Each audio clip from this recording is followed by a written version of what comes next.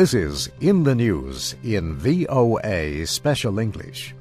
The message was loud and clear. The situation in Iraq is bad and only getting worse. After 9 months of work, the Iraq Study Group gave its report this week, calling for major changes in United States policy.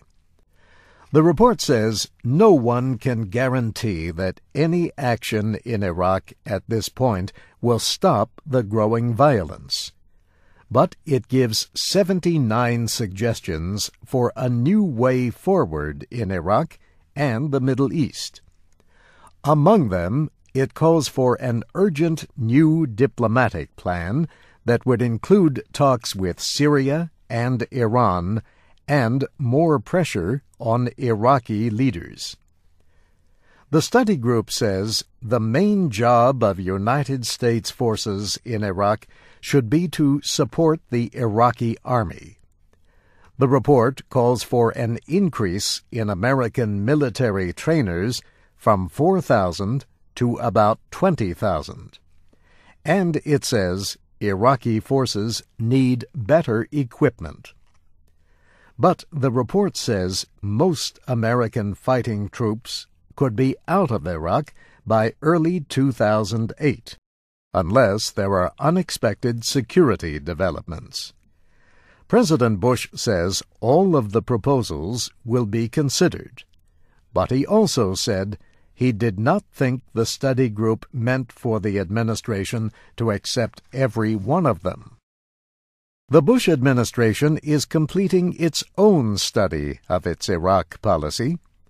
That review involves the State Department, National Security Council, Defense Department, and other agencies. The President's National Security Advisor, Stephen Hadley, has said the plan is to have a new Iraq policy in place within weeks. The report also calls for a renewed effort by the United States for Arab-Israeli peace. But the Prime Minister of Israel, Ehud Olmert, rejected attempts to link the Iraq issue and the conflict between Israelis and Palestinians. The 5 Democrats and 5 Republicans on the Iraq Study Group all supported the recommendations.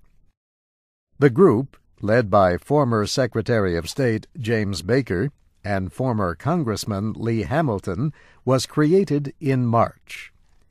It was launched at a meeting held by Senator John Warner of Virginia and attended by congressional leaders. Democratic Representative Nancy Pelosi said many of the proposals are things her party has suggested for a long time. She will lead the House of Representatives when the new Democratic-controlled Congress opens in January.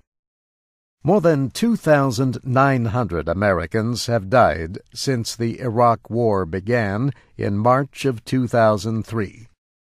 The report says the United States has spent roughly $400,000 million on the war. And it says estimates for the final cost of the United States' involvement in Iraq run as high as $2 million. The report came out Wednesday, the same day the Senate confirmed Robert Gates as the next Secretary of Defense.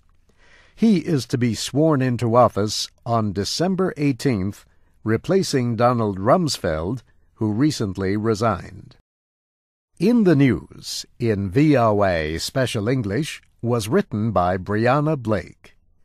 For more news about the Iraq Study Group report, go to voaspecialenglish.com. I'm Steve Ember.